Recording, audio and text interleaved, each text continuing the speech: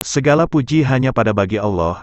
Sholawat serta salam selalu tercurah kepada junjungan kita, Rasulullah Shallallahu Alaihi Wasallam, juga keluarganya, para sahabatnya dan orang-orang yang mengikutinya. Hadis Qudsi adalah hadis yang berisi firman Allah Subhanahu wa Ta'ala, sedang kalimatnya adalah redaksi Rasulullah Shallallahu Alaihi Wasallam.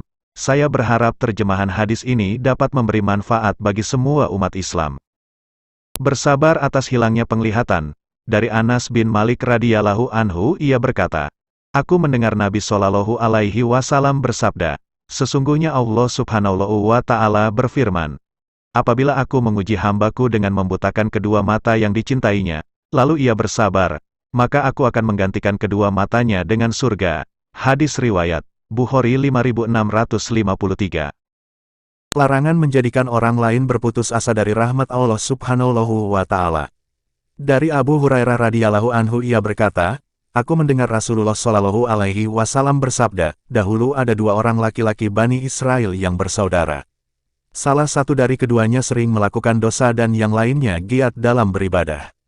Setiap orang yang giat beribadah melihat saudaranya melakukan dosa, maka ia mengatakan kepadanya, berhentilah. Suatu hari orang yang giat beribadah mendapati saudaranya melakukan dosa, maka ia pun mengatakan kepadanya, berhentilah. Saudaranya berkata, tinggalkanlah aku bersama Tuhanku. Apakah engkau ditugaskan untuk mengawasiku? Orang yang giat beribadah menjawab, demi Allah, Allah Subhanahu wa Ta'ala tidak akan mengampuni dosamu, atau Allah Subhanahu wa Ta'ala tidak akan memasukkanmu ke dalam surga. Lalu ruh kedua orang tersebut dicabut dan kedua berkumpul di sisi Tuhan semesta alam. Allah Subhanahu wa Ta'ala bertanya kepada orang yang giat beribadah, apakah engkau mengetahuiku ataukah engkau berkuasa atas apa yang ada di tanganku? Allah Subhanahu wa Ta'ala berfirman kepada orang yang melakukan dosa, pergilah dan masuklah ke dalam surga dengan rahmatku. Allah Subhanahu wa Ta'ala berfirman kepada orang yang giat beribadah, wahai para malaikat, bawalah ia pergi ke neraka. Hadis riwayat Abu Dawud 4901. Larangan membuat gambar bernyawa. Dari Abu Hurairah radhiyallahu anhu, ia berkata, aku mendengar Nabi Shallallahu Alaihi Wasallam bersabda, Allah Subhanahu wa Ta'ala berfirman, siapakah yang lebih zalim daripada orang yang menciptakan seperti ciptaanku? Sebaiknya mereka menciptakan zarah atau sebaiknya mereka menciptakan sebutir biji tanaman atau biji gandum. Hadis riwayat Bukhari 7559. Lafadz ini miliknya dan Muslim 2111. Larangan bunuh diri. Dari Jundub radhiyallahu anhu, ia berkata, Rasulullah Shallallahu Alaihi Wasallam bersabda, dahulu di antara orang-orang sebelum kalian ada seorang laki-laki yang terluka hingga ia putus asa. Kemudian ia mengambil pisau dan memotong urat nadi tangannya dengan pisau tersebut. Darahnya terus mengalir sampai akhirnya ia meninggal dunia.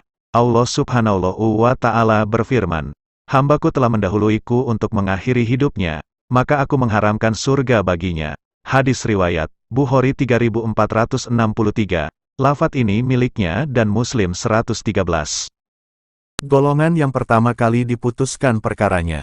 Dari Abu Hurairah radhiyallahu anhu, ia berkata, aku mendengar Rasulullah Shallallahu Alaihi Wasallam bersabda, sesungguhnya manusia yang pertama kali diputuskan perkaranya pada hari kiamat adalah 1. Orang yang mati syahid. Ia didatangkan lalu diberitahukan tentang nikmat-nikmat Allah Subhanahu wa Ta'ala kepadanya dan ia pun mengakuinya. Allah Subhanahu wa Ta'ala bertanya, apa yang engkau lakukan dengan nikmat-nikmat tersebut? Ia menjawab, aku berperang karenamu hingga aku mati syahid. Allah Subhanahu wa Ta'ala berfirman, engkau dusta. Engkau berperang agar dikatakan sebagai seorang pemberani dan engkau telah dikatakan demikian. Kemudian ia diperintahkan untuk diseret dengan wajah di bawah lalu dilemparkan ke dalam neraka. 2. Orang yang menuntut ilmu, mengajarkan ilmu dan membaca Al-Quran. Ia didatangkan lalu diberitahukan tentang nikmat-nikmat Allah Subhanahu wa Ta'ala kepadanya dan ia pun mengakuinya. Allah Subhanahu wa Ta'ala bertanya, apa yang engkau lakukan dengan nikmat-nikmat tersebut? Ia menjawab, aku menuntut ilmu, mengajarkan ilmu dan membaca Al-Quran karenamu. Allah Subhanahu wa Ta'ala berfirman, engkau dusta. Engkau menuntut ilmu agar dikatakan sebagai orang alim, engkau membaca Al-Quran agar dikatakan sebagai seorang qori, dan engkau telah dikatakan demikian. Kemudian ia diperintahkan untuk diseret dengan wajah di bawah lalu dilemparkan ke dalam neraka. 3. Orang yang diberi kelapangan rizki oleh Allah Subhanahu wa Ta'ala, ia diberi berbagai macam harta benda. Ia didatangkan lalu diberitahukan tentang nikmat-nikmat Allah Subhanahu wa Ta'ala kepadanya dan ia pun mengakuinya. Allah Subhanahu wa Ta'ala bertanya, "Apa yang engkau lakukan dengan nikmat-nikmat tersebut?" Ia menjawab, "Aku tidak pernah meninggalkan satu jalan pun yang engkau senangi untuk berinfak, kecuali aku berinfak di jalan tersebut karenamu." Allah Subhanahu wa Ta'ala berfirman, "Engkau dusta.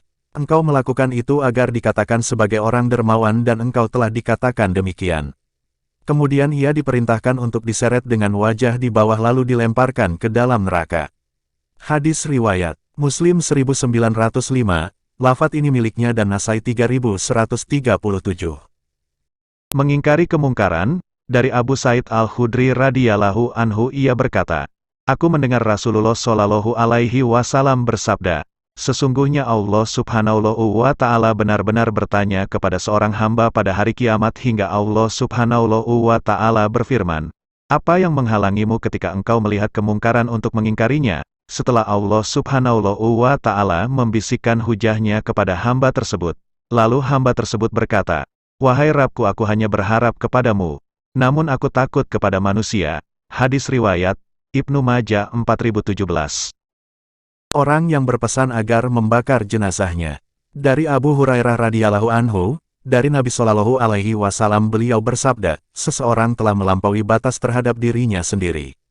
Ketika akan tiba kematiannya ia berwasiat kepada anak-anaknya, "Jika aku meninggal dunia, maka bakarlah jenazahku lalu tumbuklah abu jenazahku kemudian taburkanlah abu jenazah pada hembusan angin di laut.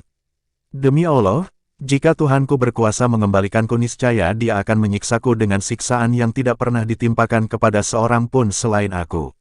Maka anak-anaknya pun melaksanakan wasiat tersebut. Lalu Allah Subhanahu wa Ta'ala berfirman kepada bumi, "Hadirkanlah semua yang engkau ambil dari orang ini." Tiba-tiba orang tersebut berdiri, maka Allah Subhanahu wa Ta'ala bertanya kepada orang tersebut, "Mengapa engkau melakukan hal ini?" Ia menjawab, "Karena aku takut kepadamu, wahai Tuhanku." Maka Allah Subhanahu wa Ta'ala mengampuninya karena sebab tersebut.